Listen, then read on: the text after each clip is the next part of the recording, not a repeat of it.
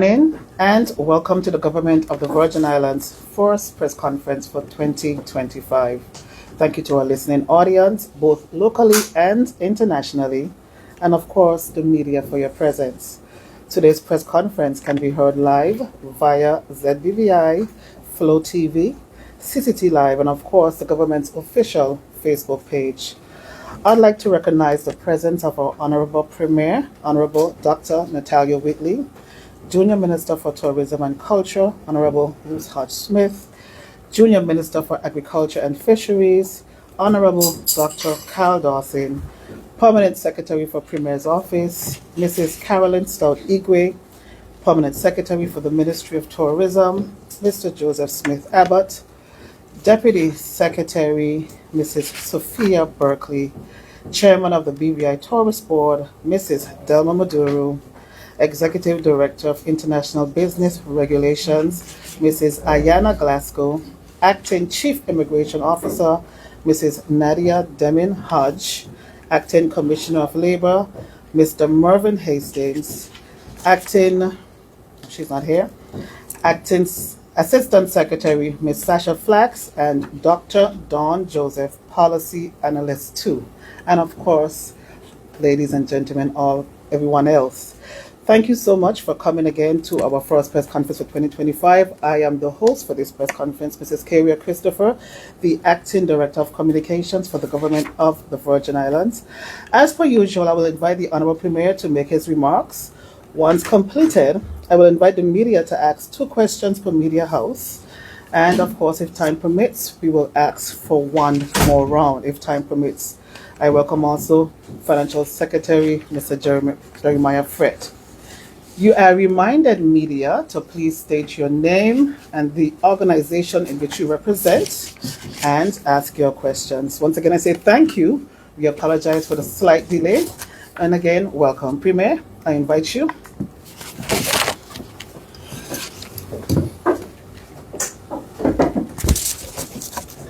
Good morning, everyone. I recognize the protocol which has been established.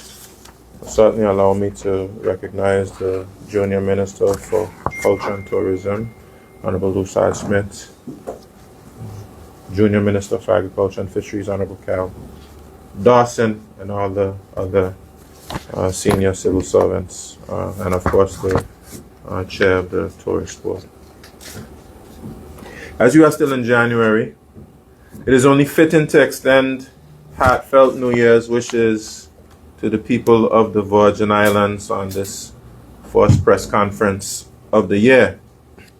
May this year bring us prosperity, unity, and continued progress. Before we proceed, I would like to take a moment to honor and pay tribute to esteemed members of our Virgin Islands community who recently passed. Miss Lucia Harrigan, a stalwart in Virgin Gorda, whose kindness and love for family will long be remembered, the mother of our beloved Lynette Harrigan, who works at the Tourist Board. And Miss Cecilia Georges, my former literature and Spanish teacher, whose sudden passing has deeply saddened us all. Mrs. Georges was fondly known for her unwavering dedication to education, fierce passion for teaching, and profound impact on her students' lives. I'll also mention my cousin Isidro Thomas, affectionately known as Tom, and also my other recently passed cousin, Charles Moose Penn. Sincere condolences to the family and friends, and all other persons in the territory mourning the loss of loved ones. I want to take this opportunity to recognize HLSCC's recent celebration of 35 exceptional years of service and existence in the Virgin Islands. I congratulate Dr. Georges and his entire faculty and staff as they continue to ensure the growth of tertiary education in the Virgin Islands. This is further demonstrated by the recently launched formal partnership agreement with the University of the Virgin Islands School of Agriculture. This agreement offers a pathway to a Bachelor of Science in Agricultural Business agroecology, animal science, aquaponics, and horticulture. Today I'm pleased to provide the public with updates on the following: tourism, financial services, the UK Overseas Territories Association, the Commission of Inquiry, and I'll say something briefly on crime. On the 17th of January 2025, marked the successful conclusion of the National Tourism Summit, a significant milestone for the Virgin Islands. The summit was held at the newly reopened Peter Island Resort, and it brought together approximately 200 tourism partners in person, reflecting our tourism community's collective energy and enthusiasm. The Ministry of Tourism, Culture and Sustainable Development made this collaborative effort possible in close partnership with the BVI Yachting, Tourism and Hotel Association and the BVI Tourist Board. On day one, the focus was on aligning our collective efforts to enhance the visitor experience and strengthen the brand of the Virgin Islands.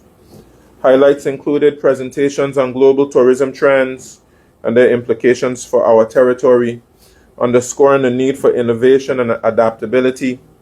A panel discussion featuring leaders in the hospitality and yachting industries explored ways to improve collaboration across sectors, enhance customer satisfaction, and enable greater investment in the sector. Attendees also presented and debated on sustainable tourism practices, digital transformation, and marketing strategies to target high-value visitors.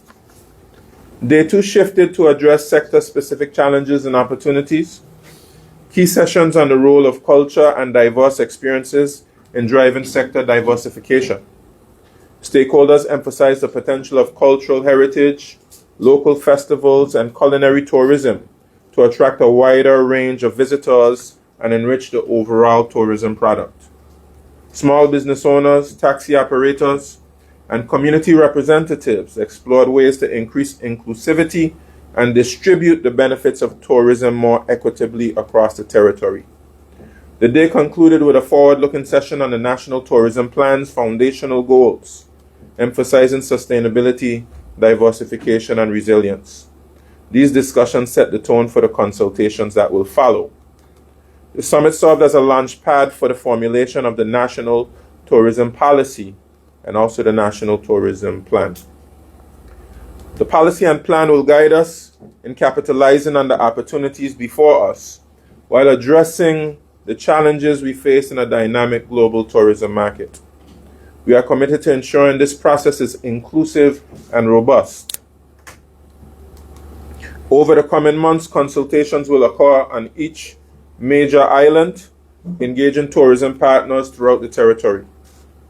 This year, we achieved a remarkable milestone. Our visitor arrivals surpassed 1 million by about 92,000.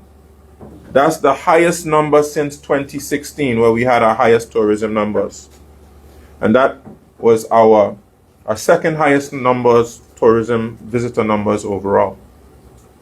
This is a testament to the resilience of our tourism sector, the strength of our partnerships, and the collective work of all who played a part in this vital industry. Cruise ship visitors amounted to 768,293, which is a new record for the Virgin Islands, compared to 719,519 in 2023. That is a 6.8% increase from 2023. Overnight visitors were 305,876 in 2024, compared to 262,080 visitors in 2023. This is a 16.7% increase from 2023. Day trippers accounted for 17,970 in 2024, compared to 13,297 in 2023. That is a 35.1% increase.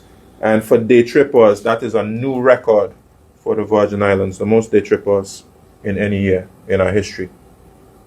The newly formed Ministry of Tourism further demonstrates this government's commitment to tourism and strong support for the industry. My government continues to persevere to ensure a business-friendly and secure environment. You should take note that we just sent out the expression of interest for Prospect Reef and look forward to receiving expressions of interest on Prospect Reef. We continue to persevere to ensure a business-friendly and secure environment, compliance with regulatory demands, and provide the products and services that will attract business to the sector and maintain our competitive advantage. Last Friday, the government of the Virgin Islands launched its consultation on the rights of access to beneficial ownership information, marking a significant step in our ongoing commitment to transparency and international collaboration. The issue of publicly accessible registers of beneficial ownership has been a focal point of global discourse over the years, particularly between the United Kingdom and its overseas territories and crown dependencies. At the heart of this debate lies the challenge of balancing the imperative for transparency in combating illicit finance with the protection of privacy and the prevention of misuse of sensitive information, especially in the absence of a universally accepted international standard. Recent developments, including the European Court of Justice's ruling on publicly accessible registers, have underscored the importance of safeguarding legitimate privacy rights while advancing global transparency efforts. In response, the Virgin Islands is moving towards a system of access based on legitimate interests. This shift reflects an evolving understanding of the need to balance transparency and fairness while ensuring that access to sensitive information is purposeful, proportionate, and subject to stringent safeguards. I reaffirm the government of the Virgin Islands' unwavering commitment to its role in the global fight against illicit financial activity.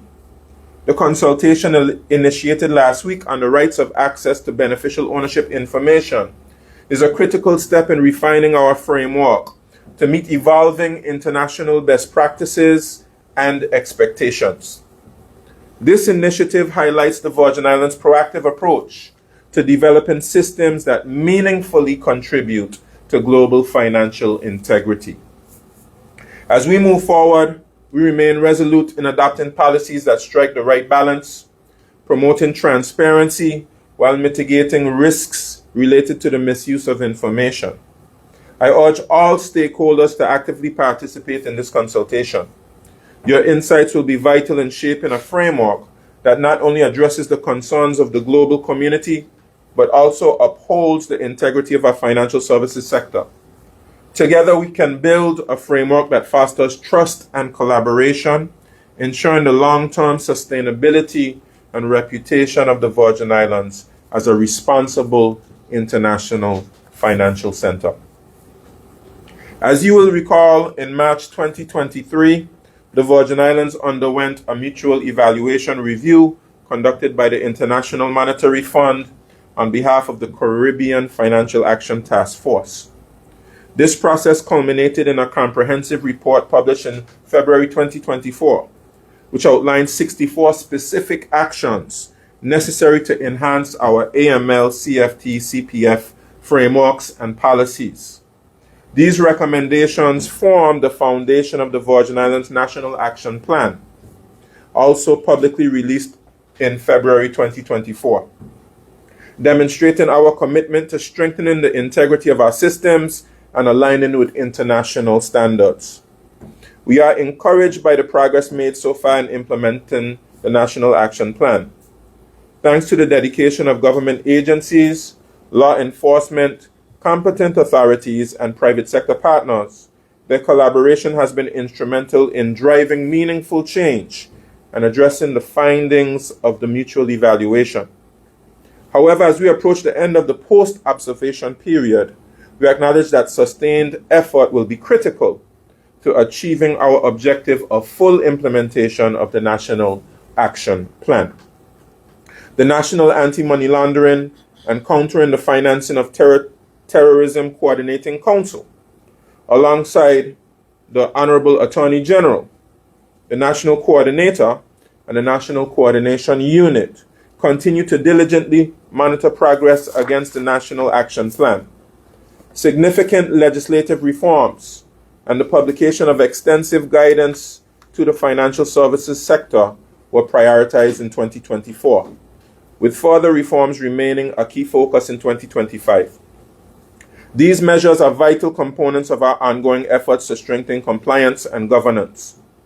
As part of our ongoing initiatives, the government has led the Commitment and Collaboration Outreach Series in partnership with the BVI Association of Compliance Officers, the BVI Association of Registered Agents, and other key law enforcement and supervisory bodies. These sessions focus on cross-cutting themes impacting supervised entities in the Virgin Islands. The next session in this series is scheduled for the 13th February 2025. In addition, we are preparing to launch a public awareness campaign under the theme Business Done Right, with right representing responsibility, integrity, global honesty, and transparency. This campaign is an important step in engaging and educating the public, fostering a collective effort across all demographics to combat financial crime in the Virgin Islands. While much has been accomplished, there is still more to do. We remain steadfast in our resolve to execute the roadmap set out in the National Action Plan, and will continue to provide updates on our progress as we work to fully remediate the recommendations from the mutual evaluation and further strengthen the Virgin Islands AML CFT CPF framework. The Asia-Pacific region continues to be a high-value market for the BVI financial services industry. The region generates significant business for the BVI. We have built some strong relationships there, which we must continue to strengthen. It is also important for us to ensure that we create awareness of our offerings and remind players why the BVI is the best place to do business. The BVI's financial services post-COVID strategy in the Asia-Pacific continues to center on achieving greater diversification in markets, products, and services, niche and specialty. Greater diversification and product refinement will allow the Virgin Islands to boost our financial services footprint in Asia as our largest market, expanding into presently underserved and unserved financial services, underserved and unserved countries, where our market presence is not as extensive. Expanded market targets for BVI's financial services include India, Japan, and Southeast Asia. Expanded products focus includes funds, virtual assets and fintech, investment by residency, and gaming. In February 2025, as Premier Minister of Finance and Minister with responsibility for financial services, I will be leading a small team on a visit to the Asia Pacific that includes stops in Hong Kong, Macau, and Malaysia. In addition to financial services matters, I will also be visiting the partner universities in the BVI's Asia Abroad program, where 7 Virgin Islanders presently undertake full-time university studies. Persons would recall that in 2021, while I was serving as Minister of Education, I had backed the establishment of the program, and I maintained my support for it when I assumed the role of Premier. Additionally, I will be hosted by the Chancellors of the University of Macau, University of St. Joseph, and Macau University of Tourism Studies to discuss increasing areas of cooperation and greater educational opportunities for Virgin Islanders at their institutions. All indications are that this series of engagements will be very fruitful for the Virgin Islands. I'm pleased to announce that I've been appointed as President of the UK Overseas Territories Association and will assume the role of President of the Political Council. In addition, Ms. Tracy Bradshaw, UK Representative and Director of the BVI London office, has been elected as the Chair of UCATA. This change in leadership underscores our resolute commitment to collaborative governance and the advocacy of the interests of all UK overseas territories. As we embrace these important roles, we are committed to upholding UKATA's constitution and advancing the collective interests of the overseas territories within the United Kingdom. We will ensure that our voices are heard and our needs addressed. By cultivating closer ties with His Majesty's government and the Foreign Commonwealth and Development Office, we will support collaboration on important issues affecting our territories. As President, we will preside over the Political Council, shaping policies and prioritizing the interests of all territories in the Association's deliberations. The Chair will oversee the governance of the Presidency, coordinating initiatives, collaboration, and ensuring accountability, thereby aligning efforts with the Association's strategic goals. Additionally, these roles provide us with enhanced access to key contacts within the United Kingdom and the European Union, paving the way for partnerships and initiatives that benefit both the Virgin Islands and other territories. We are well positioned to unify our voices in addressing shared challenges while promoting environmental sustainability and socio-economic development. Our leadership in the United Kingdom Overseas Territories Association strengthens our representation and collaboration for all overseas territories, reinforcing a collective presence in discussions with His Majesty's government and other stakeholders. I take this moment to commend Honourable Juliana O'Connelly, Premier of Cayman Islands and former holder of the post, for her stellar leadership of the organization during her tenure. I am now pleased to provide an update on the status of the implementation of the recommendations of the Commission of Inquiry. You would recall that the Overseas Territories Minister, Stephen Doughty, visited the Virgin Islands from the 4th to the 6th of November 2024, primarily to meet the people of the Virgin Islands and make his own on-the-ground assessment of our progress in implementing the recommendations of the COI. The visit was a result of my visit to London in September 2024.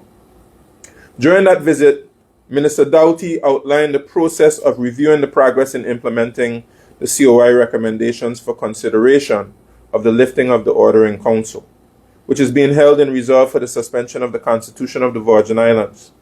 He stated that the following items would be considered in the decision to lift the order: the final review by the Governor, a self-assessment by the Government of the Virgin Islands, assessments by FCDO officials of key areas, submissions from the public to the Governor. During the visit, the government presented the Minister and his team with a governance reform transition plan. The plan facilitates the transition from the implementation of the recommendations of the COI to the ongoing governance reform, whereby government takes responsibility for continuous improvement and our government by building our governance institutions, systems, and processes. We are at the tail end of the process of bringing the various legislations assented to by the Governor into force by the various ministers.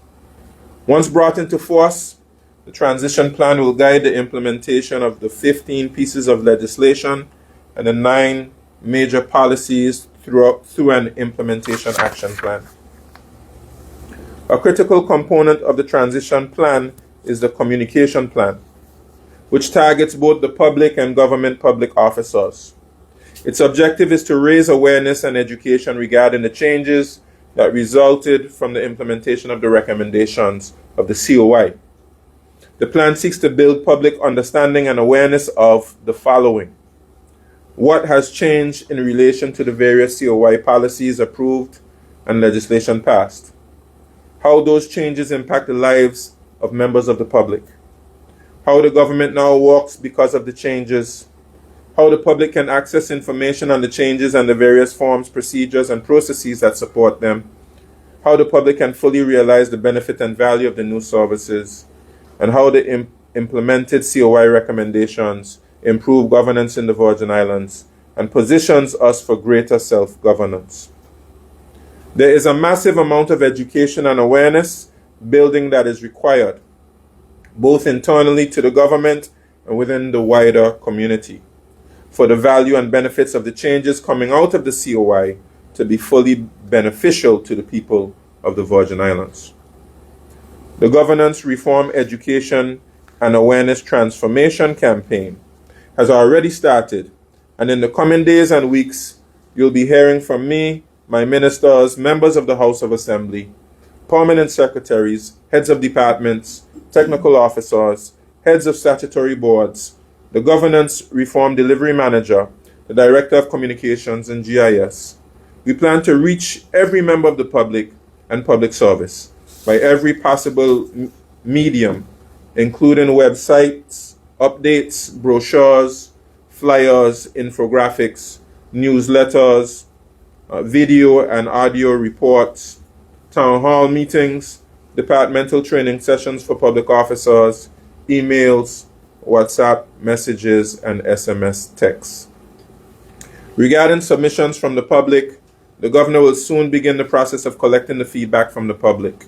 Details of how this will be undertaken will soon be made available. In the meantime, the government expects to complete its self-assessment by early March, the same time frame in which the Governor's final review and report on the public submissions are expected to be completed. Minister Doughty indicated in November that once the submissions are received, he will have discussions with the Foreign Secretary, the government of the Virgin Islands, and the Governor before a conclusion is drawn and a decision made about the Ordering Council. He further indicated that he hopes to agree on next steps regarding the Ordering Council before the end of the first half of 2025. The government will continue to work collaboratively with the United Kingdom government to bring this chapter in the life of our developing Virgin Islands to a close.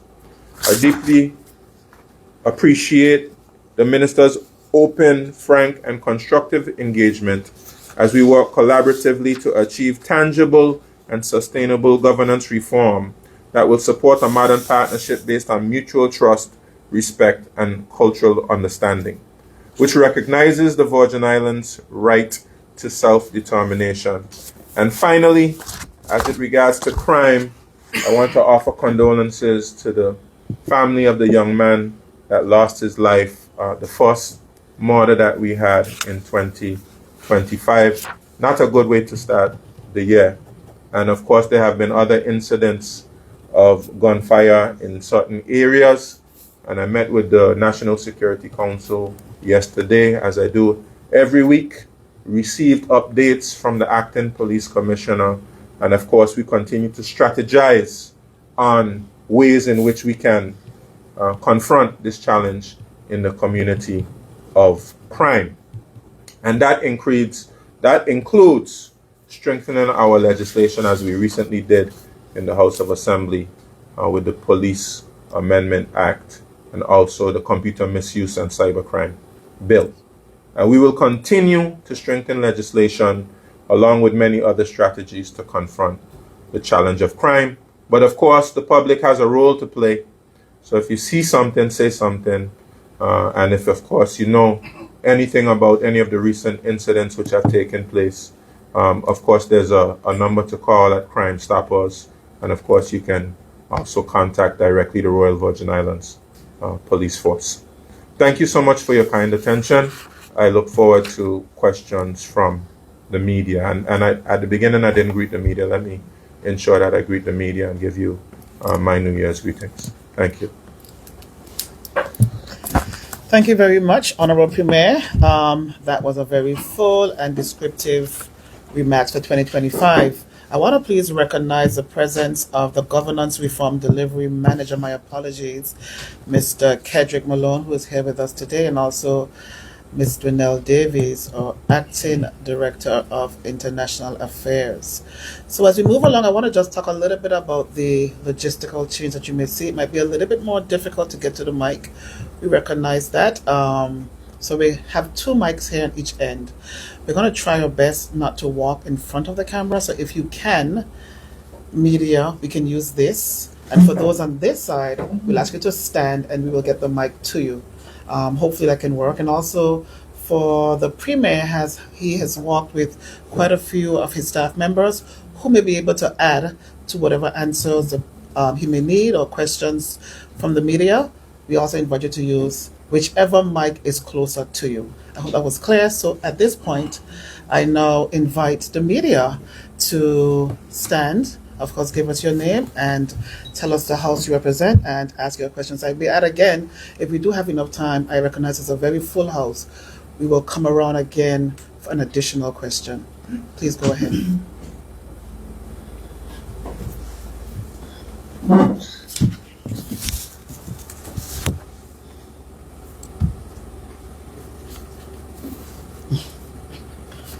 Good morning, everyone. Good morning, Premier. Good morning. All the best for the new year to you, Madam Thank you.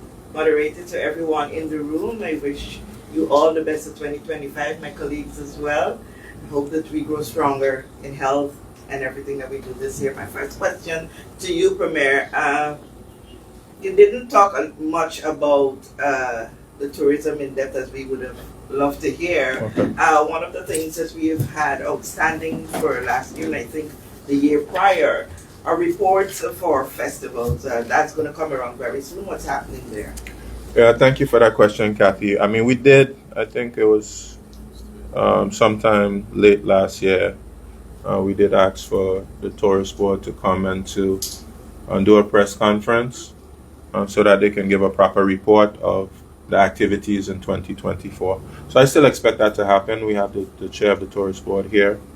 I still expect that to happen in coordination with the director of communications. Report on 2024 and give somewhat of an outlook and a preview of 2025. Now, follow up to that, do you know if we still owe vendors? I can't speak to that. Perhaps it would be best if as early as possible we get the tourist board here and we'll have the requisite persons who can answer all those kind of detailed questions. Madam Moderator, sorry I didn't say Kathy Richards, JT. I didn't want to interrupt you. It's okay, go ahead. You're so popular, we all know who you are. That's not the popularity rule. Anyway, my second question is, Premier, we would have seen a new president take office in the United States of America, and we know that we look at what happens around us because it impacts us. We're not all by ourselves. Do you have concerns about the new moves that the new president of the United States is trying to bring into force? Well, our concern here in the Virgin Islands is that the United States has a strong economy. Of course, they will have lots of internal matters that the members of the public, the members of their media, that they would be able to comment on. But it's important for the world that the United States continues to have a strong economy. We just gave tourism numbers. Quite a number of those persons came from the United States. Of course, financial services as well. We recognize, the importance of United States in the world as from a global perspective, even though our main market is in Asia. But of course, when the global economy slows down, that would affect us here most certainly. So what we would hope for and what we would pay attention to is the strength of the economy. We know that in the past, of course, they've had high inflation. Of course, we would be hopeful that the new president would be able to come up with measures and means to be able to deal with inflation. It seems like investment, like the stock markets, etc., are doing well right now. That's, of course, something of significance to us. We're keeping a keen eye on the global minimum tax conversations. The presumptive Treasury nominee have already made some statements as it pertains to the global minimum tax that we're paying keen attention to. And of course, Donald Trump would have signed an executive order on that matter as well. So we continue to pay attention. It's going to be an interesting time for the next 4 years, I'll say. So I'll say strap your seat belts in. It seems as though Donald Trump is not afraid to make change from the last administration. So it's in our best interest to pay attention. Okay, is there anything that you see your government may want to pattern in terms of mode of operandi? I don't really see Donald Trump as a role model of mine, but of course we want the Virgin Islands to be as successful as possible. The United States has a strong economy. Of course, we have our neighbors in the U.S. Virgin Islands, U.S. Virgin Islands, who, of course, are American territory. We have strong links with them. Many of our persons live in the United States. So we really wish the people of the United States well. And of course, anything, and it doesn't matter who it is, if anything that someone does that's successful, is something that we can emulate. Thank you. There are my 2 questions. Yeah. Ms. Richards, that was excellent. I'm going to invite, sorry, you can come ahead, but I'm going to invite P.S. Abbott just to make a little bit of a remark regarding one of the questions that you asked about Tourist Board. P.S. For Ministry of Tourism. Yes, good morning, everyone. Premier and colleagues, with respect to the submission of the Festival and Fairs report that was actually prepared and submitted by the Tourist Board, it has been presented to the House of Assembly, so therefore it should be made public at some point shortly. Right. Which Then, year? of course, last year, 2024. What about 2023? So let's wait until you get your chance, I promise. What about 2023? There you go, yes. I would need to inquire about that, but certainly I can follow up on that. Thank But you. 2024 was certainly prepared and submitted in the House of Assembly. Thank you. Thank you so much, P.S. Abbott. Hopefully that will be okay for now, Ms. Richards. I think Ms. Roseanne was, yes, okay. Morning. Yes, please. Cindy Roseanne, Waterbury Media. Well, congratulations on the first annual tourism summit. Thank you. The summit provided a great forum for sharing ideas. Can you identify 3 key priority areas for 2025 other than the tourism policy? All right, thank you. And some of this came up during the summit. We have to have a very urgent meeting as it pertains to how we ensure that one sector doesn't negatively impact another sector. Okay, and we've had some conversations about the challenges of overcrowding. And I know, this week we're going to have quite a number of cruise passengers in the territory.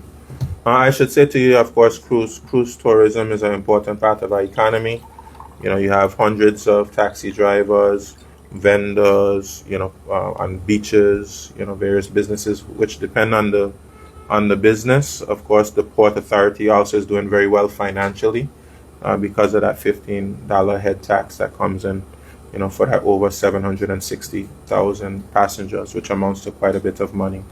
But we also know that it can negatively impact the experience if not managed properly.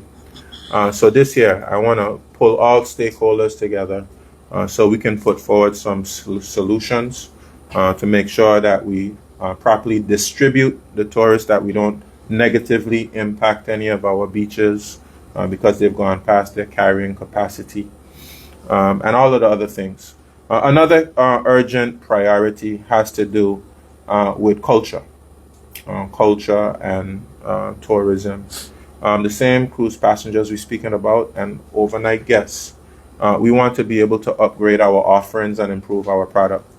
And part of what we want to strengthen is getting our cultural product up to par.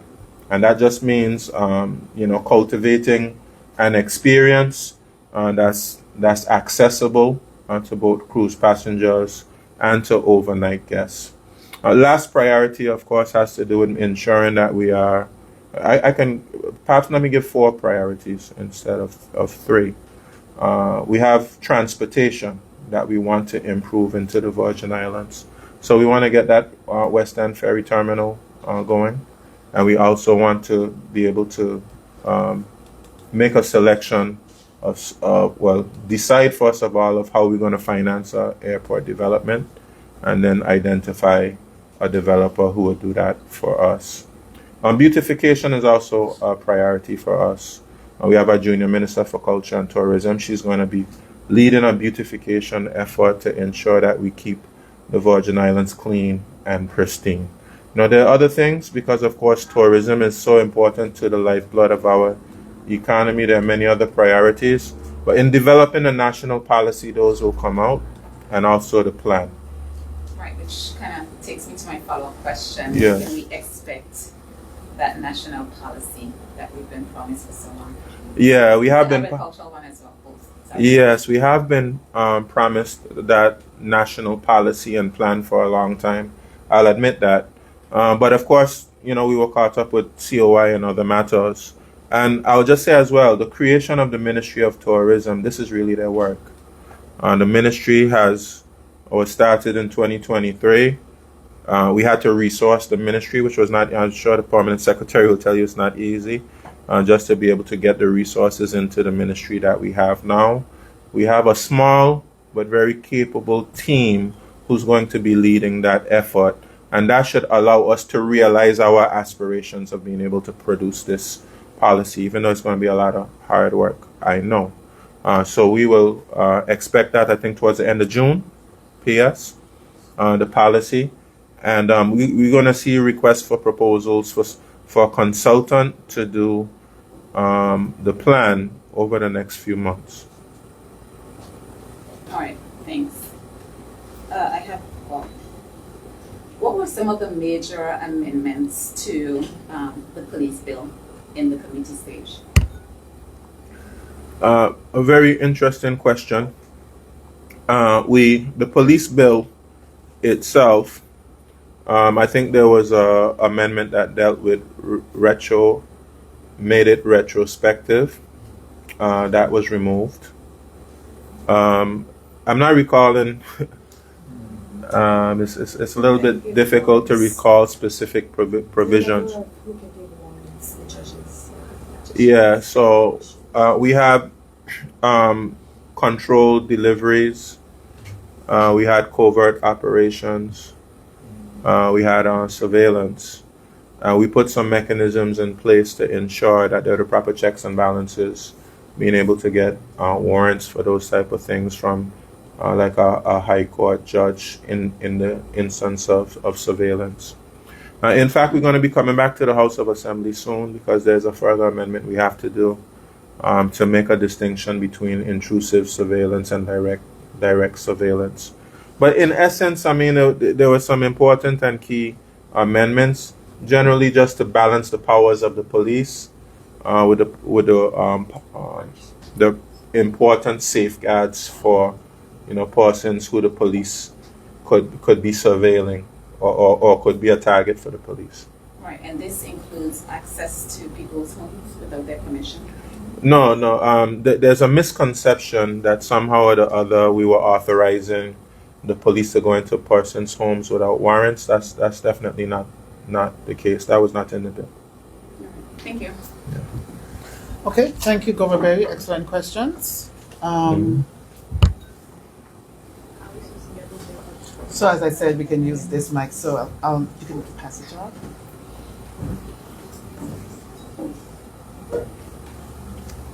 If it's more comfortable, you can take it off the stand. Thank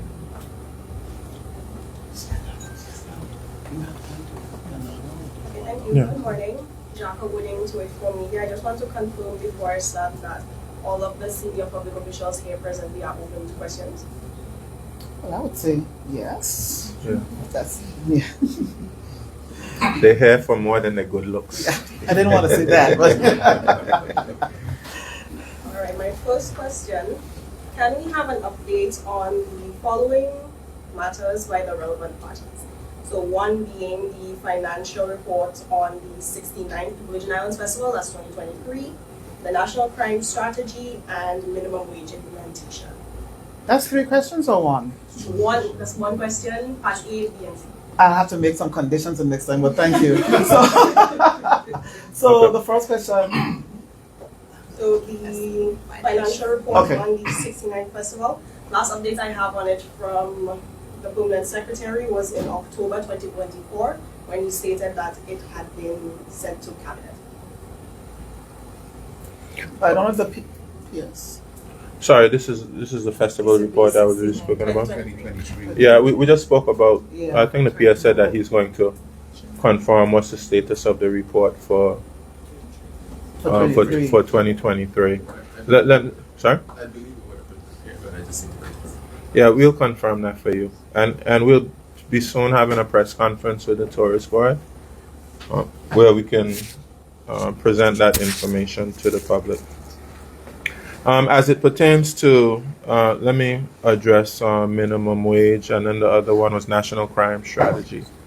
As it pertains to minimum wage, I guess which was well publicized and well documented.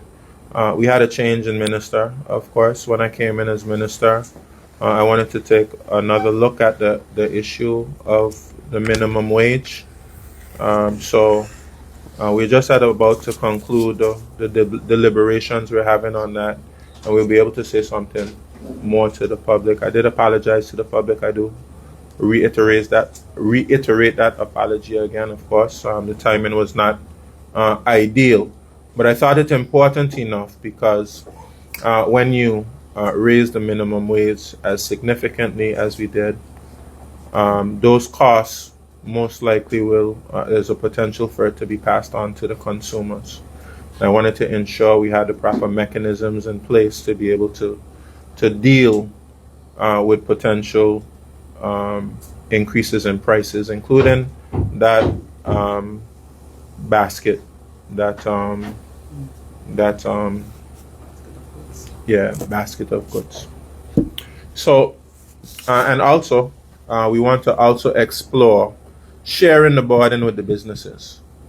So that means potentially increasing the payroll exemption from 10. We're looking at potentially to 15. So that's something that we're exploring right now, and having a phased approach to raising the minimum wage. So that's where we are now. But very shortly, I'll be speaking to the public about that once I conclude all my deliberations on that. As it pertains to national crime strategy, we've taken a different approach in the National Security Council. So that has been absorbed into the responsibilities of the National Security Council.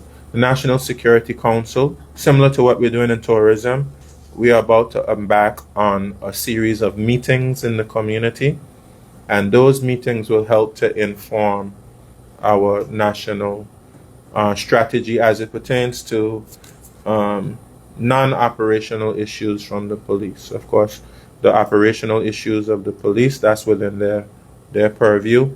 They have strategies. Of course, I'll have to see when the next strategy that they'll have will be published. But I think they're currently working from a strategy on crime. But we're speaking about a strategy that goes outside of the responsibilities of the police and goes into other agencies as well. Okay. I believe P.S. Abbott has a comment to make on 284's 20-pad question. You can pass the mic back to him if you don't mind, please.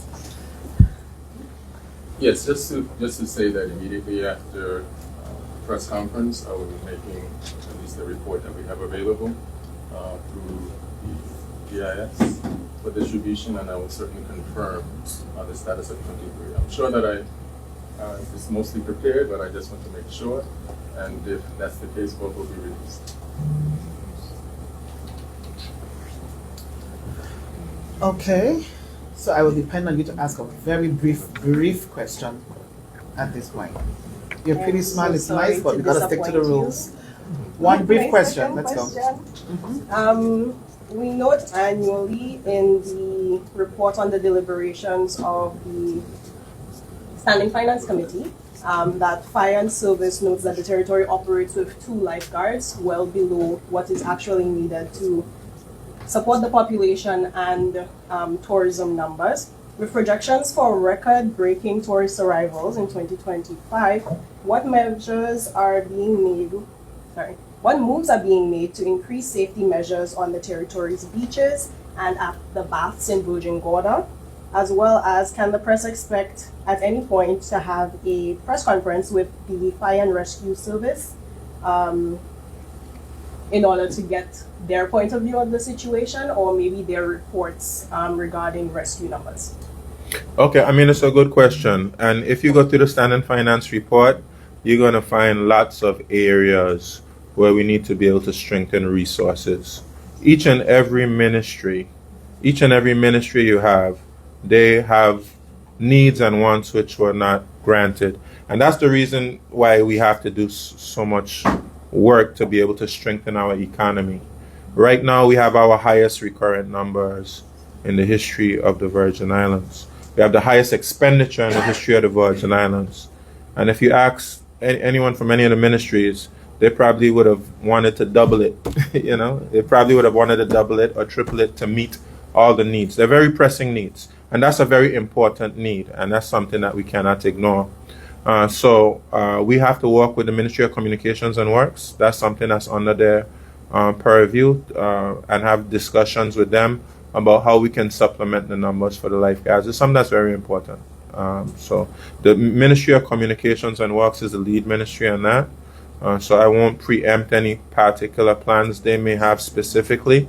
But I would say to the public as well, and let me just congratulate those organizations, those NGOs who do things like help to teach people to swim, and I would ask for persons who are interested in those particular areas. If persons are interested in becoming lifeguards, let's see how we can get those persons trained so that we can supplement the numbers that we currently have.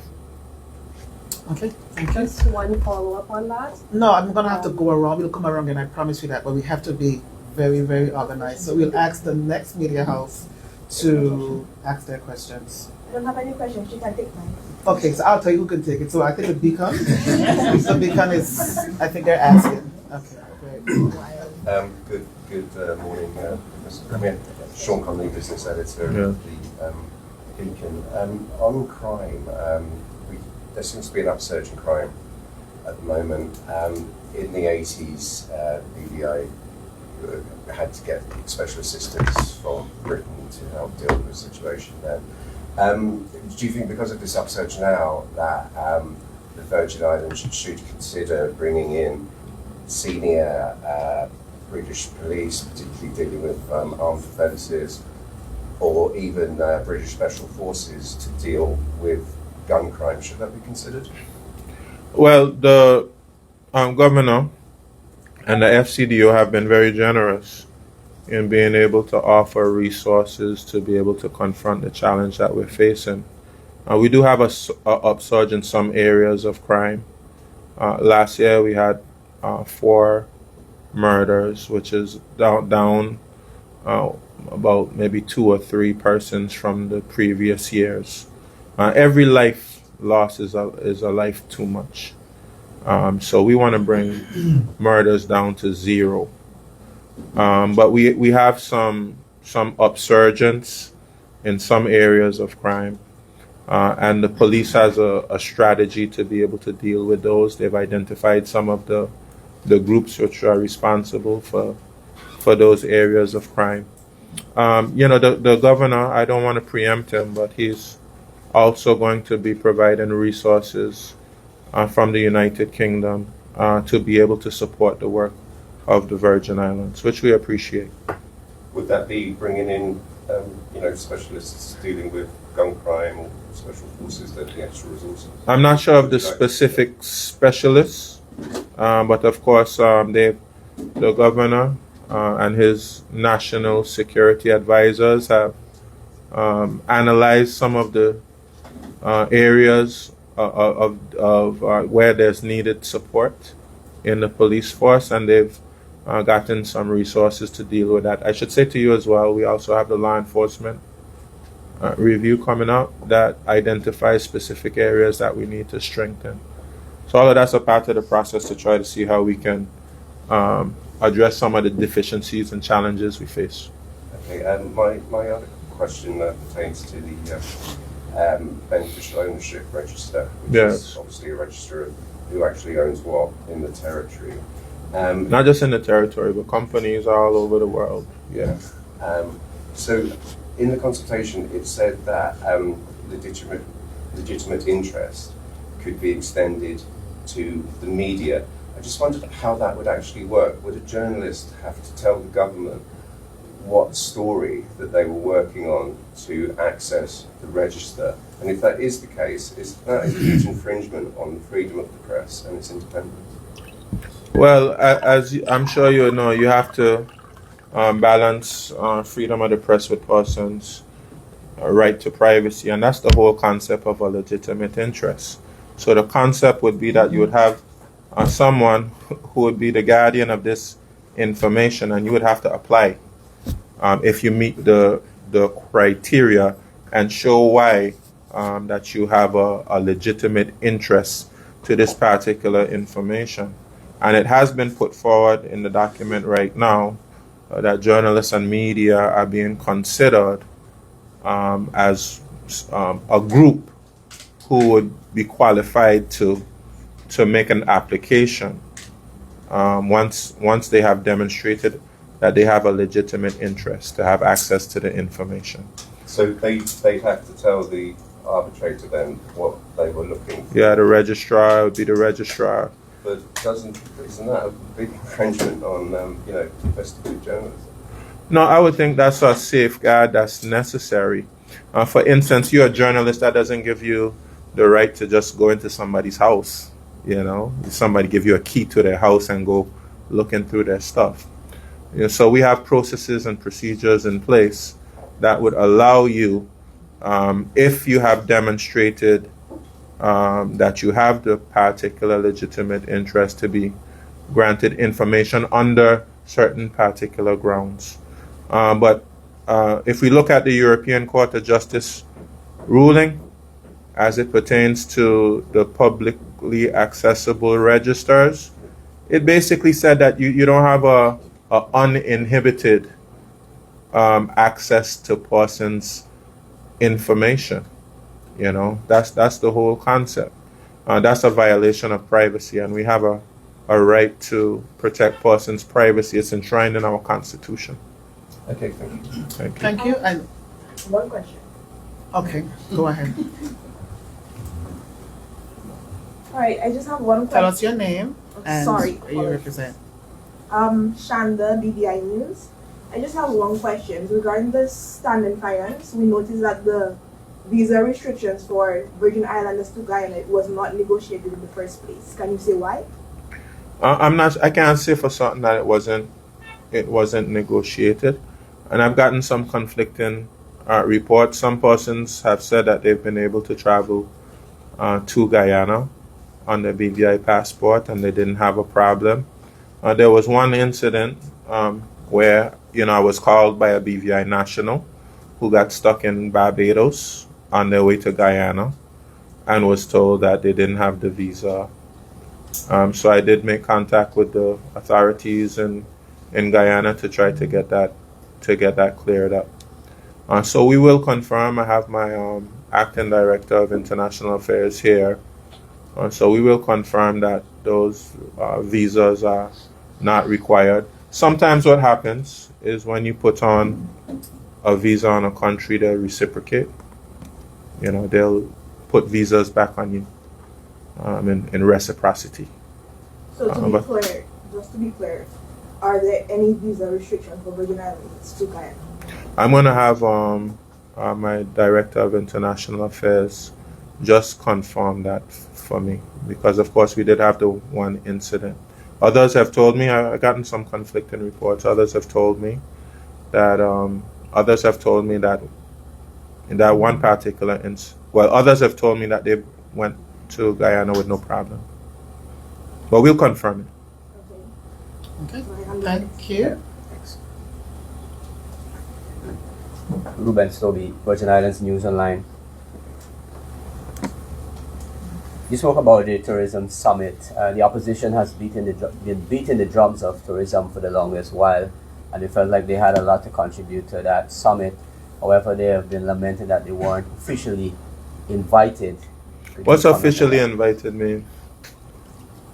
They weren't given an official invitation. Okay, well, I mean, they were invited. I was told that they were, each of them called, I think, was it?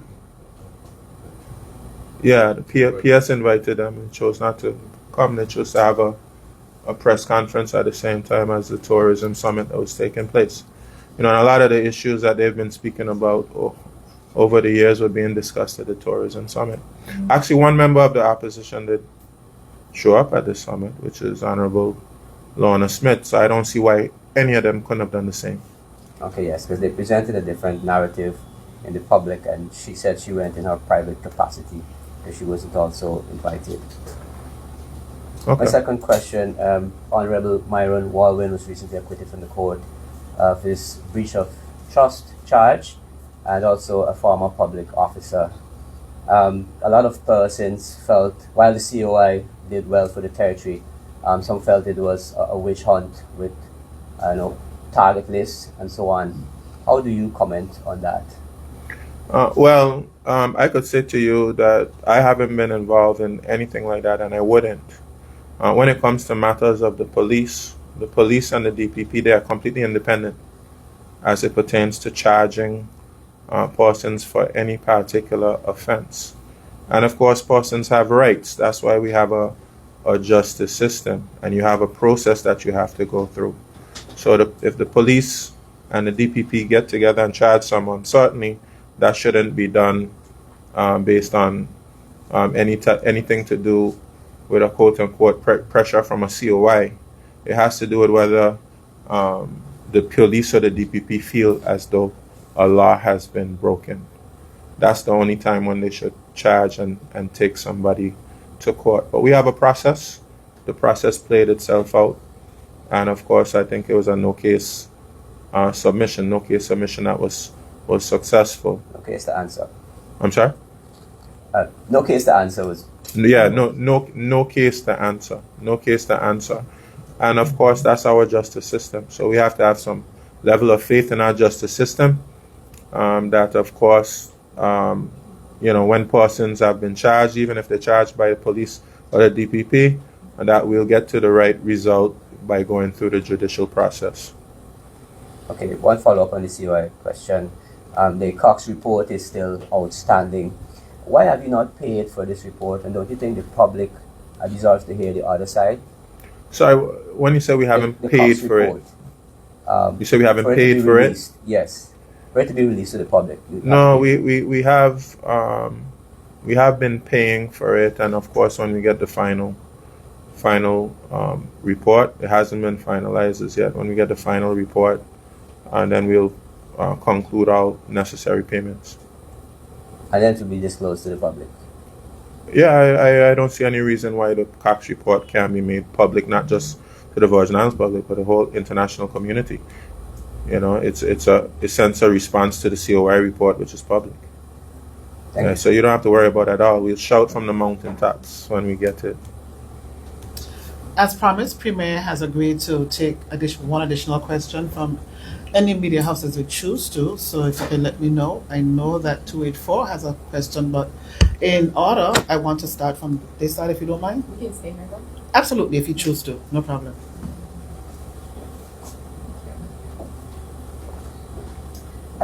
Honourable Premier. We would want you to stand. Thanks. My question is in relation to Honourable Walwyn's case as well. It's kind of different, so, and bear with me, it may be a little chuckle. Honourable Walwyn has been vindicated, I'm going to call it that, quite often in the House of Assembly. You throw this around and kind of like in his face. So what are your feelings post-verdict, and what are you going to throw across the aisle now? Well, I mean, I don't know if I throw anything in his face or to throw anything across the aisle. But of course, I think we have, what's the word to say? We have exchanges. That's something that happens in politics across the aisle. He's a little spicy sometimes. I'm a little spicy in return. I don't expect that's going to change anytime soon. But of course, his court process, that certainly would have been important for him, And I wish him well from a legal standpoint. Did you call him and extend congratulations? No, I didn't, actually. Thank you. Thank you to it for. I know that the Premier has a meeting right up, but he wants to make sure that he feels all the questions. So I'll ask the media to ask them quickly so that he can get to the next appointment that he has. Okay, Premier, you've spoken publicly indicating your support with making the committee stage of the House of Assembly public for viewing. The opposition also recently expressed their support for that effort. Can the public expect any real action or any work to begin in that regard anytime soon? Well, I'll say this to you. The House of Assembly, led by Honourable Corinne George Massacott, she is leading how to say a reformation of the House of Assembly. And I'm sure that's something that will be discussed as the House of Assembly is being reformed.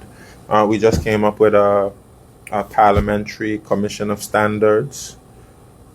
We've spoken about reviewing our standing orders. We spoke about establishing the independence of the House of Assembly.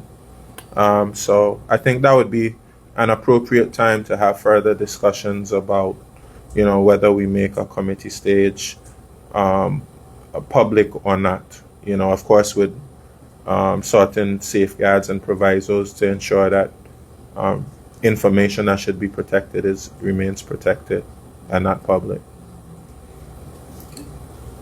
Oh, The opposition has criticized the government for rushing legislation. How do you respond to these claims, and what steps are being taken to ensure proper consultation and review of laws before they are passed? Well, of course, everybody knows with the Commission of Inquiry what took place. And of course, oftentimes the criticism about Russian legislation means that they feel as though the legislation has come to the House before it's ready. But that's not necessarily the case. What generally happens is that, of course, especially in the instance where the governor or the deputy governor brings a bill, we feel as though the House of Assembly is the right place to be able to make the amendments and changes to the bill. So, of course, the proposal that comes from cabinet is just that. It's just a proposal. And legislators have work to do. And oftentimes we do that work. We stay there countless nights. We're there hour upon hour to make sure we get it right. So I wouldn't agree that we rush it. We do everything. We stay as long in the House of Assembly as we have to make sure we get the bills right. We've been ambitious. We've produced a lot of legislation. And I'm proud of the content of the legislation that we've produced. I believe that we have the appropriate level of scrutiny. And I'll even go further. There have been quite a number of bills that we brought to the House that has had probably some of the most public consultation in the history of the Virgin Islands. Public consultation is very important to us. That's why we're about to embark on this public consultation on the national tourism policy. That's why we're about to do public consultation as it pertains to the COI, the education plan. We go through the right process when we are implementing policies, plans, legislations, and I'm proud of the efforts we make. But as we said before, the opposition has to find something to say. So that's one thing that they say. And so, if you repeat it enough times, sometimes people start to repeat it as well. okay. Thank you so much. I think I see Kathy. We'll do Kathy and then we'll do Beacon, if you don't mind. I don't want to rush, but keep it in mind we do have another appointment. Okay, thank you.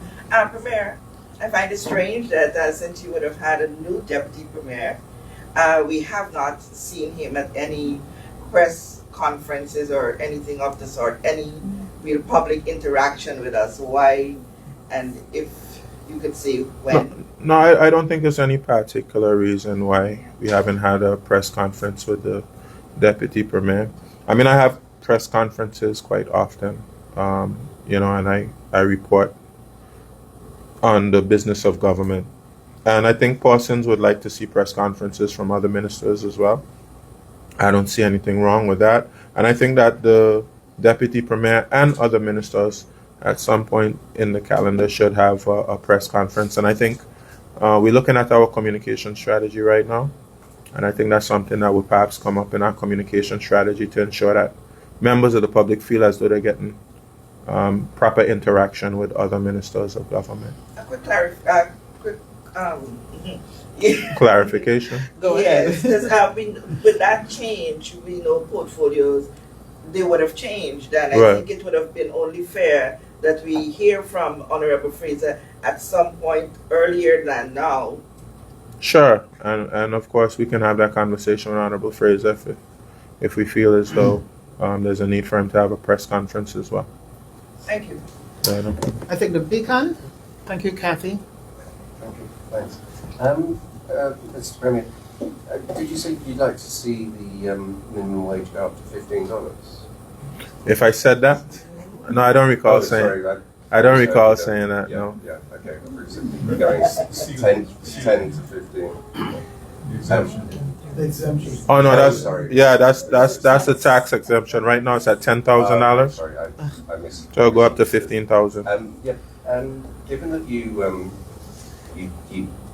snatched back the planned minimum wage rise to $8.50 3 days after it began, would you accept that you've got trust issues with the public when it comes to the minimum wage, and that people have difficulty believing you? Yeah, I mean, one thing I can say for certain, for sure, is that when I say something, I'm going to follow through on it. So I said that we're going to have some further consultation on it. We will have some further consultation on it. I said that we'll have consideration for increasing the exemption. That's going to happen. And I said we will have an increase in minimum wage. That will happen as well. You don't have trust issues then? Well, you'd have to tell me whether you have trust issues or not. I can't speak to what's in other person's heads. Yeah, only thing I could do is just do my best to, as I said, follow through with whatever it is I've promised. Thank you. Beacon, I think our last follow-up question would be from Vino. Yes. Honourable Premier, what is your relationship with the current governor? Well, of course, the current governor, he's the chair of the cabinet. And of course, I would be the primary person of contact as it pertains to any matters for the government. So we have to interact. We have a mature relationship. I would say, of course, if I have any challenges or any issues, I share those with him. I'm quite open about wherever we have issues. And of course, we have issues where we work together quite closely. And of course, we're in a National Security Council. We have National Security Council. We're in together and we have to collaborate. So it's important for a governor and a premier to be able to have a mature, responsible relationship. Okay. Thank you so much. I believe that's all the questions for today, and I appreciate the full house that we have here today. And of course, this could not be possible without the really great questions from the media. I want to remind everyone that P.S. Abbott has said that the 2023 and 2024 reports will be released, so you will check the government's official social media pages and website for that, hopefully today. And in customary standards, the Premier's entire address this morning will also be available today. Please do, we want you to have a good day, a great weekend ahead. God bless you all, and have a great week. Thank you.